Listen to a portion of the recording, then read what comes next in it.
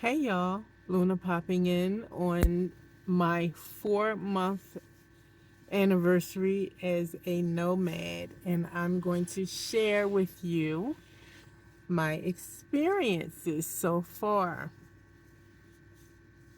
Well, it's hard, it's really difficult, it's physically demanding, and sometimes it takes more strength than I have. So let's start there. Although I enjoy this life and I envision myself in it, this is not the way it was supposed to happen. Um, I wasn't prepared with what I thought I needed or wanted, what I prefer to have. Definitely, I do not have. But some of the basic necessities I also did not have and still do not have.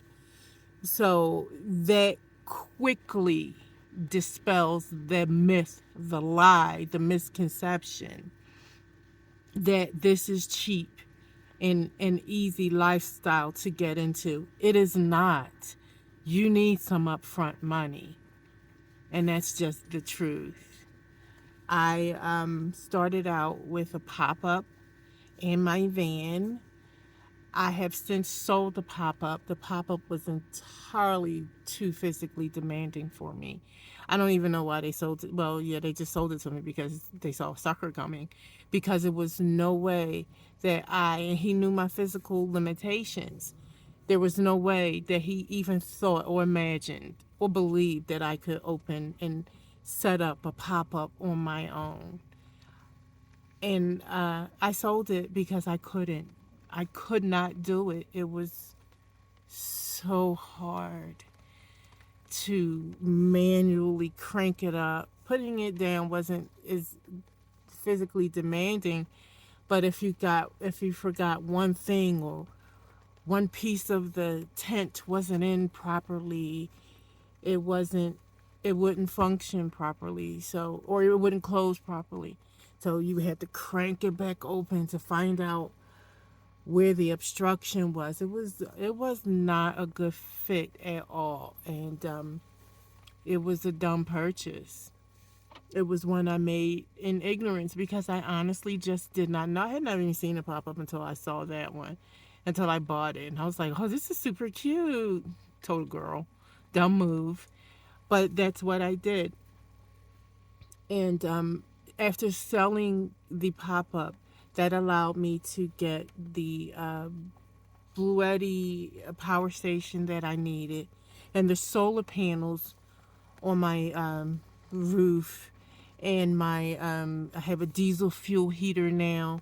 I have some little additives into the van that I wasn't able to purchase until I sold my pop up. And you guys, I don't know if you remember or not, but I was thrust into this situation. I was homeless. Let's just call a spade a spade. As much as I wanted to do this and envision this lifestyle and was all gung ho about it, this was not supposed to happen this way. And I was thrust out there unprepared. And my vehicle is too small. I did need the additional space, and I still need the additional space. I have two 70 plus pound dogs and a cat and my big self in this van, and it's just not enough space. I will tell you that. But I also will say that I didn't know how to operate my van when I came out here because everything happened so fast. Again, you guys had to remember this was not something that I practiced and I'm sorry, that I prepared and planned for. I was really just thrust out there, and I took advantage of it because it was a swim or sink situation, and I'm going to swim. I am going to swim. I'm going to die trying. So here I am. Now I'm in Sedona now. I started out and I was in Quartzsite, and I stayed in Quartzsite, and that was my introduction to this lifestyle. I have never been camping before, um, ever. I'm a city girl. And to just jump in and dive right in full force, I had no choice. And like I said, I'm going to do what I need to do to survive, and that's what I'm doing. Now, I got to Sedona. Now, Quartzsite was interesting. It was not a well. It was very few trees in sight. It was flat, open, brown desert. Now you come up here in Sedona. I'm in Sedona now. I've been here for 2 weeks, and it's beautiful. It's mesmerizing. It's magnetic. It's spiritual. It's wonderful. It's all that, and it's dusty as hell. It is so damn dusty here that it is. I'm so over Sedona, and I never thought I would say that. As much as I love coming up here, or spending the day, which is what I always did because it was just a 2 hour drive for me from Phoenix to be in Sedona. It was no big deal.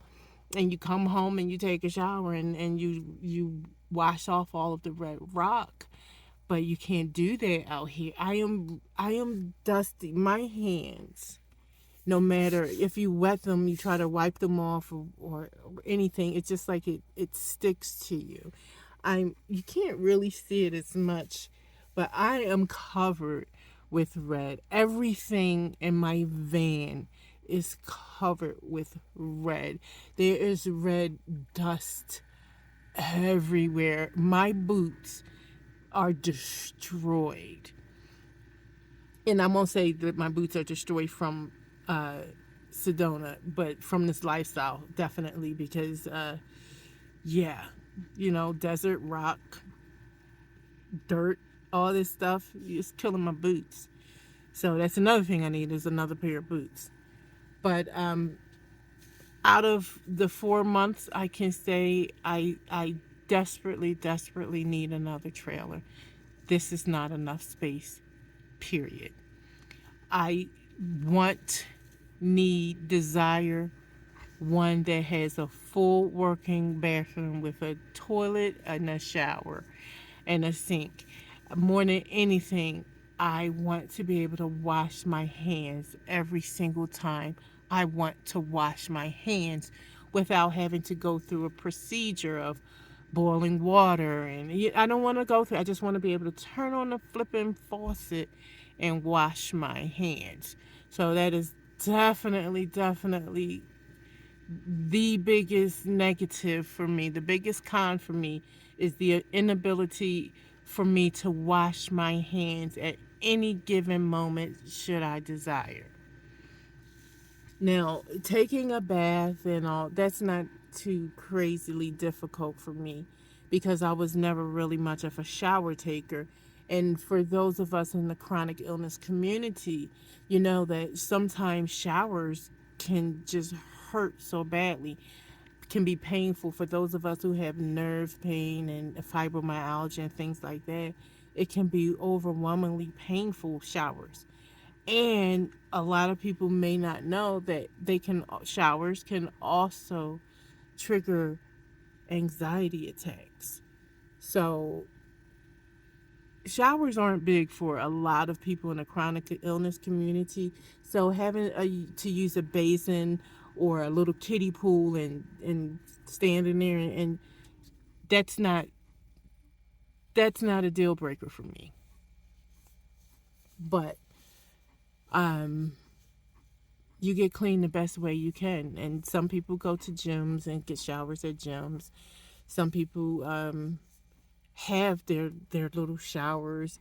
My travel buddy uses one of those weed killer sprays from Walmart, that little plastic that you pump and it squirts out. He uses one of those. I mean, shit, it works, right? But there's so much more that I want to talk about as far as my 4 month anniversary as a nomad, as a chronically ill nomad, as a chronically ill nomad whose relationship just ended, whose marriage is over, who's starting fresh, alone, new on Social Security disability. This is so hard, y'all. This is difficult, and I'm not going to sugarcoat it for anyone. So I'm going to end it here because I'm almost at the 10-minute mark, and I'm going to present another video, part 2. Okay, guys?